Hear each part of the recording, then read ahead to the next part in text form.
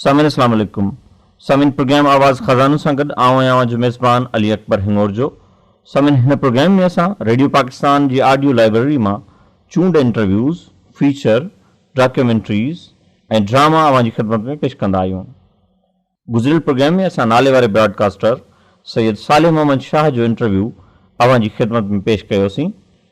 उन इंटरव्यू खे अवां सभिनी पसंदि कयो ऐं टेलीफोन ऐं ख़तनि ज़रिए पंहिंजी पसंदीदगीअ जो इज़हार कयो। इन लाइ अवां सभिनी जी महिरबानी। अॼोके प्रोग्राम लाइ असां थर जी कोयल ऐं पाकिस्तान जी मारूफ़ लोक फनकारा माई भाॻीअ जे इंटरव्यू जी चूंड कई आहे।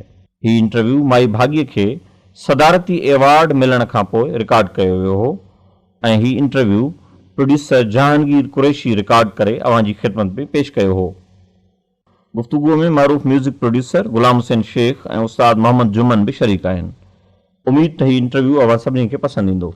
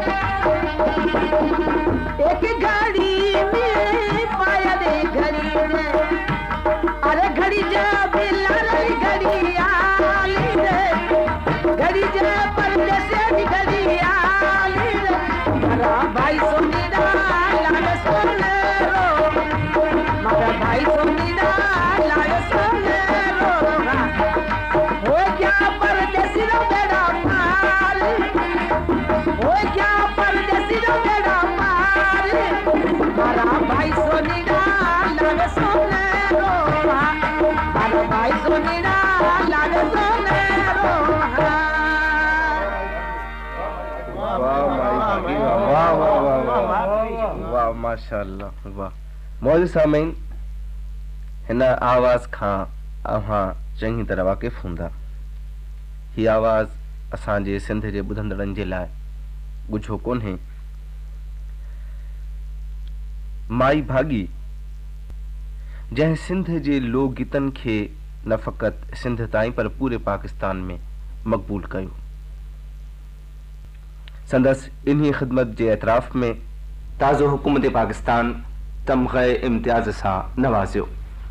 इन सिलसिले में अॼु असां खेसि स्टूडियो में सॾायो आहे त कुझु गुफ़्तगू साणनि कयूं। मूंसां गॾु कुझु मौसीक़ी जा ॼाणू माहिर संदन फन बाबति वज़ाहत कंदा।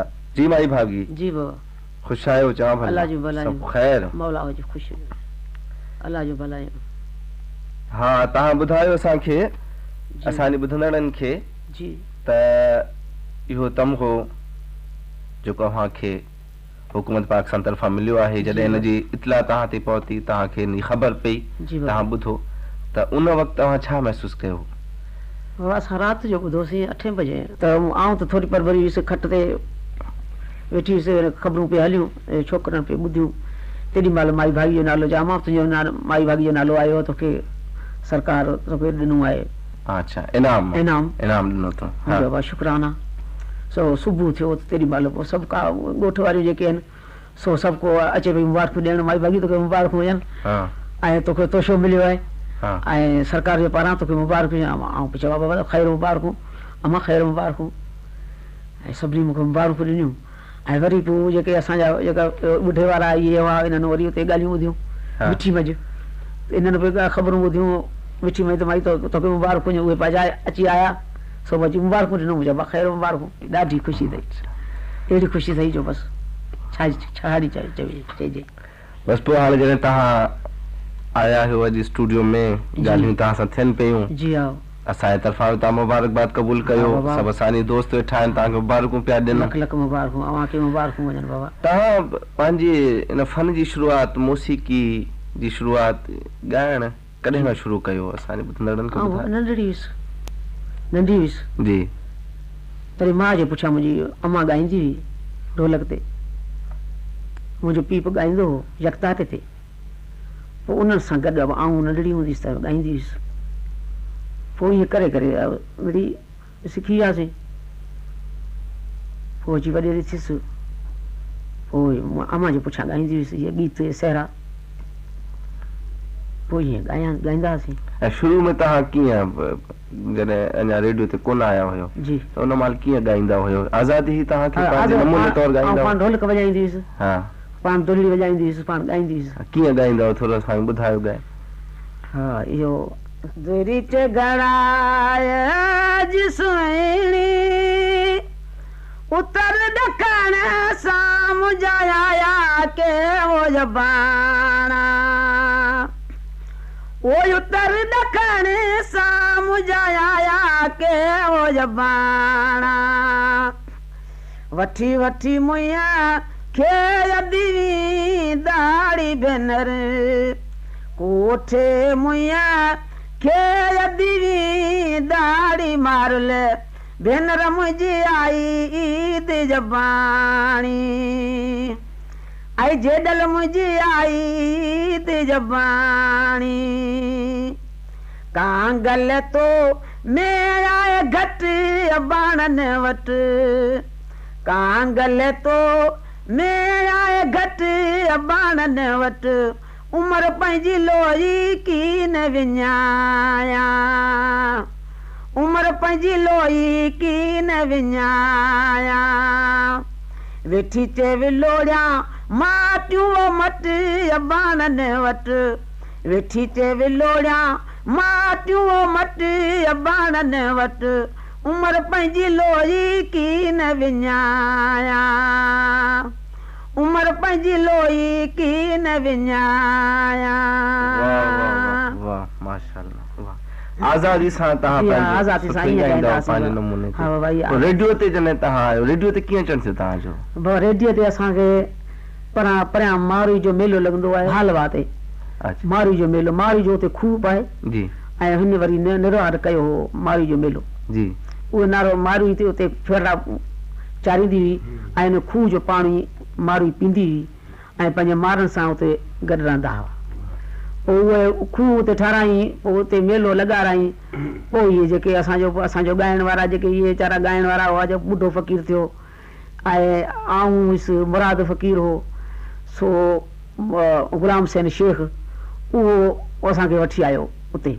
उते उते हुआ उहे पोइ उन्हनि असांजो ॻाइण ॿुधो त हीअ बि के वरी चङा ॻाइनि था आहिनि हिते थर्म जे पोइ असांखे की करे चयूं त हाणे बाबा तव्हीं बि अचिजो रेडियो ते अचिजो त असां त चयोसीं मोसीसी कोन कयोसीं त अलाए हाणे चवनि था त असीं कोन वेंदासीं पंहिंजी दिलि में मूं चयो मुंहिंजो हाणे कहिड़ी ख़बर अलाए जे छा असीं थर जा माण्हू ऐं असां चयोसीं हाणे इहो ठहियो ॻाल्हि दिलि तां लाहे छॾीसीं वरी पोइ असांखे की करे चवनि त गुलाम हुसैन त मिठी में आयो सो असांजो आचार वज़ीर नालो आहे उहो वरी चङो मुड़ुसि वीचारो हींअर फोत थी वियो उनखे चई त माई भागी खपे ॿुढो फ़क़ीर खपे रेडियो ते पोइ बाबा ईअं थी आयासीं हिते पोइ अची असां ॻायोसीं पोइ अची रखियो इहो पहिरीं त महसूसु थियो हा माइक्रोफोन अची रखियो पोइ वरी नओं माहिर ॻाल्हि हुई तंहिंमें माण्हू खे डपु पियो थिए तव्हांजो अंदाज़ो छा आहे केतिरो सो थियो हूंदो केतिरा साल थिया हूंदा तव्हांखे रेडियो ते 15-16 साल थी विया 15 उन महिल घणी उमिरि हुई तव्हांजी रेडियो ते आयो रेडियो ते तॾहिं ऐं मुंहिंजी जवानी पूरी कोन हुई ऐं मोटल हुयसि हींअर तव्हांजी उमिरि घणी हींअर मुंहिंजी 60 साल आहे 60 साल 16 साल लॻायो इन माना तव्हां हाँ। 44 सालनि जा हुयो जॾहिं हाँ। तव्हां रेडियो ते आहियो हाँ ऐं हींअर तव्हांजी उमिरि 60 साल आहे माना 14 60 साल साल खां मथे हूंदी आहे मथे हूंदी तव्हांजो अंदाज़ो आहे जी हा अच्छा रेडियो ते जॾहिं तव्हां आहियो त कीअं तव्हां हिते जे माहौल खे ॾिठो माण्हू हिते बसि बाबा पोइ हिते जेके आयासीं पोइ जी पोइ वरी वीचारनि ॻाइण जेके वॼाइण वारा उन्हनि पोइ हमदर्दी कई अच्छा उन्हनि पोइ वॼायो जी ऐं गुलाम हुसैन पोइ असां ते काफ़ी असां सां हमदर्दी कई ऐं जेकॾहिं रिकॉर्ड कंदो हो त जेकॾहिं को अहिड़ो को रिकॉर्ड न थींदो हो त पोइ वरी उहो चवंदो ऐं पाण चवंदीसि त भई ठीकु न आहे त वरी ॿियो रिकॉर्ड थिए त वरी सुर सां हा वरी सुर चङो थिए सुठो थिए पहिरियों रिकॉर्ड कयो तव्हां रिकॉर्ड कयो पहिरियों रिकॉर्ड हुयो तार मञा तरंदी अचे लहरनि मां लुड़ंदी अचे दिलि ॿारो चल पई करे रेडियो ते पहिरियों रिकॉर्ड इहो मुंहिंजो इहो थियो अच्छा जी उन महिल कीअं तव्हांखे ॻाइण में का वधीक तकलीफ़ महसूस थी या न तकलीफ़ कुझु बि कोन थी हा हा तकलीफ़ कोन थी मुंहिंजो ॻाइण पोइ हाणे अॻे असांजो की करे चवनि ॻायल वले आयल हो जी माण्हुनि में ज़ालनि में ॻाईंदा हुआसीं वॼाईंदा हुआसीं महफ़िलनि में जी पर अहिड़ो हरू जो मुंहिंजो हाणे माना ॻाइण ठीकु आहे पोइ इहे माइक जी मुंहिंजो सॼी सना ॿुधंदो ॻाइण न पोइ इहे साज़िंदा इहे साज़ हिते माण्हू इहो माइक्रोफोन जीअं तव्हां ॿुधायो तव्हां आयो तव्हांखे डपु थियो त इन्हनि कुझु तव्हांजी ॻाइण में तव्हांखे परेशान न कयो पोइ परेशान कोन कयो हा इहो शुक्र थियो जो परेशान कोन कयो अच्छा पोइ मुंहिंजो ख़्यालु आहे जॾहिं हाणे इहो ज़िक्र निकितो आहे त पोइ तव्हांजो इहो लोकगीत जंहिंखां असां पंहिंजे रेडियो जे फन जी इब्तिदा कई जी हा असां पंहिंजे ॿुधंदड़नि खे ॿुधायो हा बिल्कुलु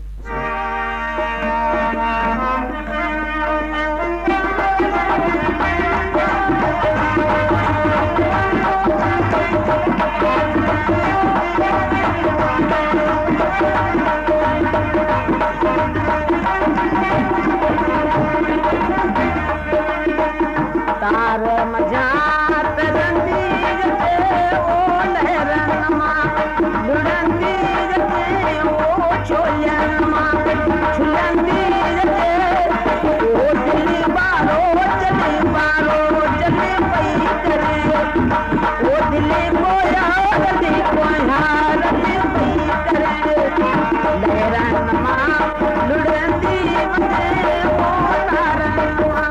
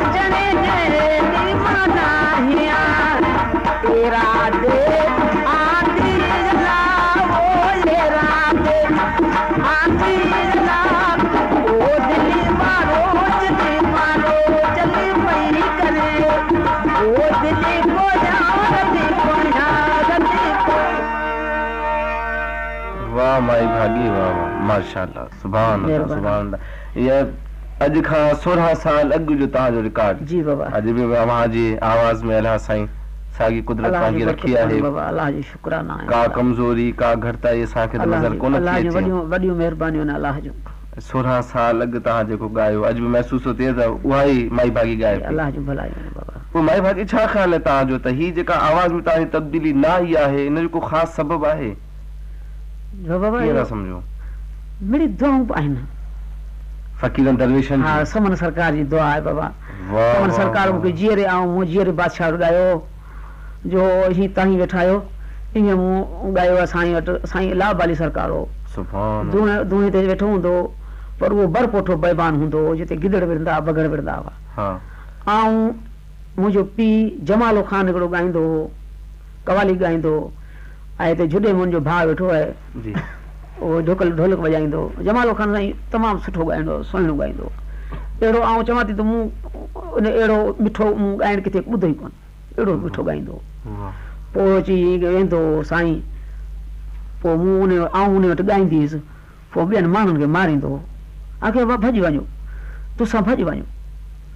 ऐं साईं मूंखे नंढी हूंदी हुअसि। साईं पाण सराइकी ॻाल्हाईंदो? हा, सराइकी ॻाल्हाईंदो। हा पोइ अची ईअं ई पासे सां वेंदो, आखे वाह अलाह करेसी तॾहिं भागला चङा थीसी, तॾहिं आवाज़ कॾहिं कोन फिटसी। वाह पर कुकर था बचा ॾेवी, कुकर था बचा ॾेवी, अलाह करेसी जिथां वेसी खेड़ी च खड़े ईअं करे चवंदो। अच्छा, उन महिल नंढी उमिरि में तव्हां ॻाइण शुरू कयो साईं जे साम्हूं? हा बाबा, नंढी हूंदे नंढे हूंदे। अच्छा अच्छा, माशाअल्लाह। ये मतलब आहे त उन बुजुर्गनि जूं दुआऊं बाबा साईं अधु रंग थियो आहे न मूंखे त मुंहिंजे गले ते असर कोन थियो आहे, जंहिंजे करे उहे मूंखे दुआऊं आहिनि। हा, न त ही न त कर ही हाणे ही बीमारी जेका आहे जो असर पए थो तमामु इहो ख़राबु आहे हिकिड़ी। इहो त जांद मारे जांद खारे, सो पोइ मूंखे ख़ुदा जी कुदरत सां इहो मुंहिंजे मुंहं ते असरु कोन थियो ऐं मुंहिंजी न की मुंहिंजे गले ते असरु थियो। सो इहो बुज़ुर्गनि जूं दुआऊं आहिनि। बेशक बेशक उन्हनि जी दुआउनि में वॾो असरु आहे। वॾो असरु। बेशक बेशक। माई भागी, मुंहिंजो ख़्यालु आहे तव्हां सां ॻाल्हि ॿोल चङी थी वई आहे, बाबा अञा वक़्तु आहे ॿियो बि तव्हां सां ॻाल्हाईंदासीं। असां तव्हांजे फ़न ते कुझु ख़्याल आराई लाइ, कुझु गुफ़्तगू करण लाइ, कुझु वज़ाहत जे लाइ ग़ुलाम सिंह शेख साहब जंहिंजो हींअर तव्हां ज़िक्र कयो, जेको तव्हांखे रेडियो स्टेशन ते वठी आयो, उन्हनि खे सॾायो आहे मोहम्मद जुम्मन, असांजी रेडियो फनकार आहे, मशहूर शख़्सियत आहे सिंध जी। इजाज़त हुजे त हिननि दोस्तनि सां कुझु गुफ़्तगू कयूं? हा बिल्कुलु बिल्कुलु बाबा। शेख साहब, माई भागी जे सिलसिले में अव्हां खां इहो सुवाल कंदुसि त अव्हां जॾहिं माई भागी खे पहिरियों भेरो ॿुधो जी त पोइ हिकु प्रोड्यूसर जी हैसियत में अव्हां माई भागी जे लाइ छा सोचियो ऐं कहिड़ी सोच हुई, कहिड़े नुक़्ते निगाह खां अव्हां हुनखे रेडियो ते वठी आयो? जहांगीर साहब, पहिरियों भेरो 87 में मां थर में वियो फनकारनि जी तलाश में। जी। माई भागी खे जॾहिं मूं ॿुधो पहिरियों दफ़ो त मूंखे एॾी ख़ुशी थी हिन फनकार खे ॿुधी, इन करे जो हिन जो आवाज़ु बेहद मिठो हो ऐं हिन जे चवण जे अंदाज़ में, चवक में, ॻाइण जे अंदाज़ में एॾी त बेसाख़्तगी हुई जेका मूं ॾिठी त वाकई लोक मौसीक़ी जो फनकार जेको आहे त हिन ही सिफ़त या ही ख़ूबी हुअणु खपे ऐं उहा ख़ूबी मूं माई भागी में उन वक़्तु महसूसु कई। अच्छा। तंहिंखां अलावा माई भागी जेके धुनूं उते ॻायूं पे, जी, उन्हनि में एॾो हुस्न हो ऐं एॾियूं मूंखे मक़बूल धुनूं ते नज़र आयूं ऐं एॾियूं सुर सां उहे धुनूं जेके हुयूं से ईअं चङे नमूने रचियल हुयूं ऐं उन्हनि में ॿोल जेके थरी धुनुनि जा हुआ से बि हिकिड़ा तमामु सुहिणा हुआ। त मूं इहो महसूसु कयो त इहे एॾा चङा ॿोल, एॾियूं चङियूं धुनूं ऐं इहो ॻाइण जो हिकिड़ो बेसाख़्ता अंदाज़ जी, जेको लोक मौसीक़ी जो रूह आहे, इहो जेकॾहिं रेडियो ते अचे त वाकई हिकिड़ो वॾो सरमायो रेडियो ते ईंदो।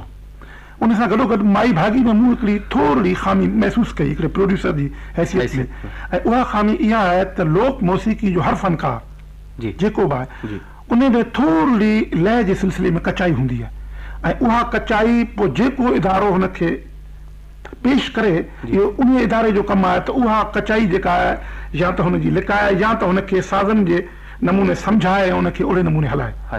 त जॾहिं माई भागी खे असीं रेडियो स्टेशन ते वठी आयासीं त इहा जेका हिन जी लय जे सिलसिले में थोरी कमज़ोरी हुई, सां असां 10-12 ॾींहं हिनखे रिहर्सल कराए ऐं बिल्कुलु ठीकु कईसीं। पर हिन में ॿियूं जेके ख़ूबियूं हुयूं न, लोकगीत हिन वटि जेके हुआ से बिल्कुलु अनोखा हुआ, यानी उहे लोकगीत हिन खां अॻु में रेडियो ते कोन आयल हुआ। धुनूं जेके हिन असांखे 15-20 ॿुधायूं से तमामु एॾियूं हसीन धुनूं हुयूं जेके मूं पंहिंजी ज़िंदगी में कॾहिं कोन ॿुधियूं। सही। ऐं वरी हिन जो मिठो आवाज़ ऐं हिन जे चवक जे अंदाज़ में जेके बेसाख़्ती हुई, त हिन खे रेडियो ते एॾो त जल्द मक़बूल कयो, एॾो जल्द मक़बूल कयो जो आउं सम्झां थो त रेडियो जी हिननि 25-30 सालनि जी तारीख़ में को फ़नकार एॾो जल्दी मक़बूल न थियो हूंदो जेतिरो माई भागी जल्दी मक़बूल थी। सही। माई भागी जे रेडियो ते अचण खां वॾे में वॾो जेको फ़ाइदो थियो उहो इहो त हिन खां अॻु में रेडियो स्टेशन ते उत्तर सिंध जो राग हो जी, लाड़ जो हो, जबल जो हो, पर को अहिड़ो फ़नकार कोन हो जेको थर जी नुमाइंदगी कंदो हुजे। थर जो राग जेको आहे सो अॼु ॾींहुं ताईं रेडियो ते पूरी तरह कोन ईअं यानी इंट्रोड्यूस थियो। त माई भागी जे अचण खां पोइ ईअं पतो पियो त पूरी थर जी नुमाइंदगी जेका आहे असां रेडियो ते थिए पई। मतिलबु त थर जो सॼो राग जेको आहे सो बि सिंध जे ॿियनि पासनि ताईं पहुतो।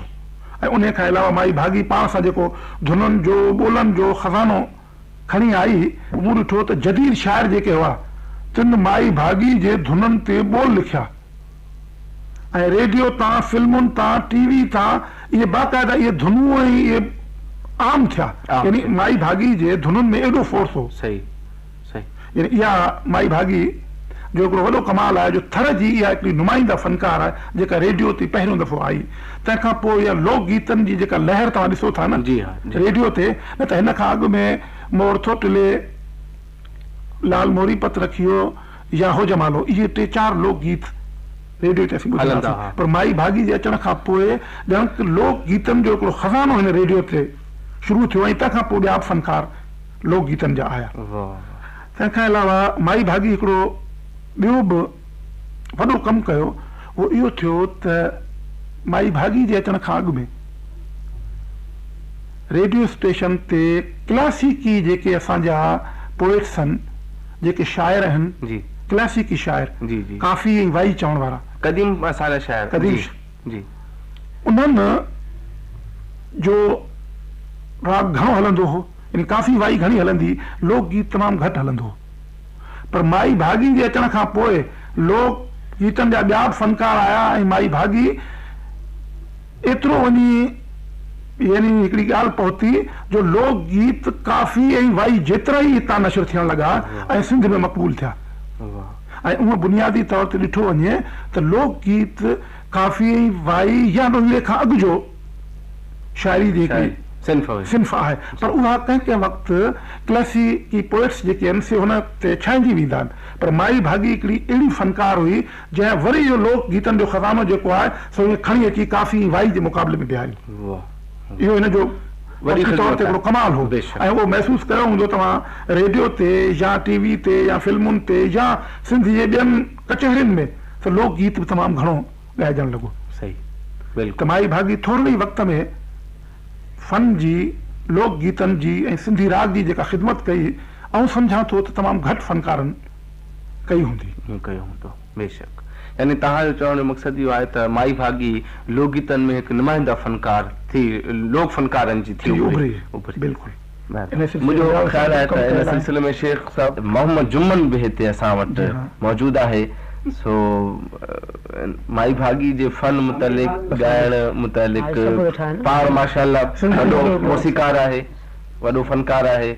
अलाह साईं मोहम्मद जुम्मन खे वॾी शोहरत ॾिनी आहे, ॻाइण जे सिलसिले में घणी सम्झ रखे थो। सो असां खांसि माई भागी जे फन मुतलिक पुछूं था। ऐं माई भागी जी तारीफ़ जेतिरी कजे एतिरी थोरी आहे। माई भागी जो नाले ते मां सोचे रहियो आहियां जी, माना भाग वारी माई, सम्झो? वाह वाह वाह वाह वाह वाह वाह, वाकई ही माई भागी आहे। अच्छा, कीअं त ही लोक गीत असांजे मुल्क जा, थर जा या हैदराबाद सिंध जा, यानी सिंध जे तर जा कुझु कुझु लोक गीत मायनि खे यादि आहिनि, असां ॿुधाइनि। सही। जो हुनखे लोक गीत घणे भाङे यादि हूंदा त लय यादि न हूंदी, जे लय में हूंदी त वरी सुर में कोन हूंदी, वाह जे लय सुर में हूंदी त वरी अहिड़ो आवाज़ कोन हूंदो।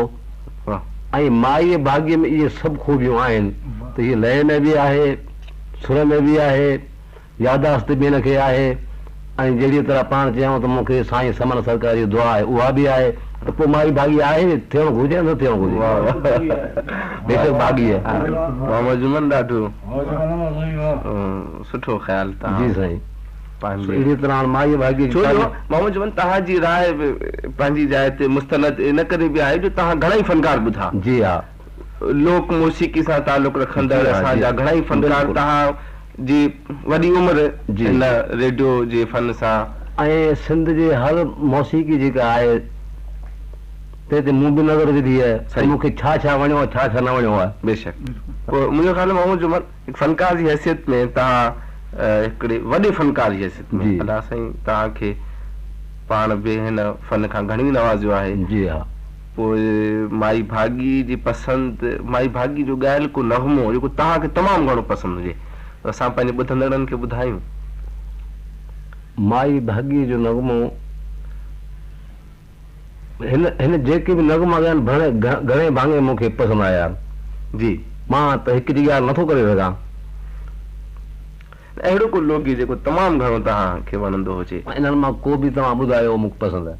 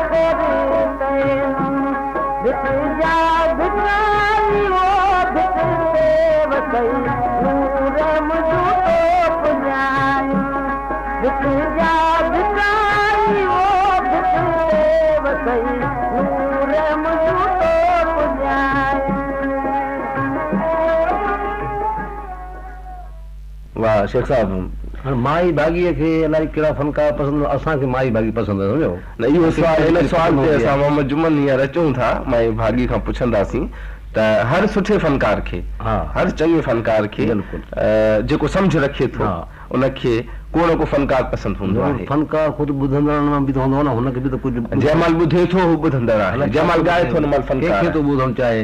बेशक अहिड़ो ॻाए थो जो बसि असांखे वाड़ियो छॾे थो। वाह। अलाह साईं हिनखे ॼमारो ॾे, आमीन। मौला करे अञा बचा आबाद हुजनि। आमीन। मुंहिंजो ख़्याल आहे इते ई पंहिंजी इन गुफ़्तगू जी पुॼाणी कंदासीं। हा, तव्हांजी वॾी महिरबानी, तव्हांजी स्टूडियो में आयो, पंहिंजे मुतलिक़ पंहिंजे फन मुतलिक़ असांजे ॿुधंदड़नि खे ॿुधायो। हयाती रही जी, जी। त वरी मुलाक़ातूं कयूं इंशाअल्लाह। थींदियूं। माशाअल्लाह, ख़ुदा हाफ़िज़। खुदा हाफ़िज़।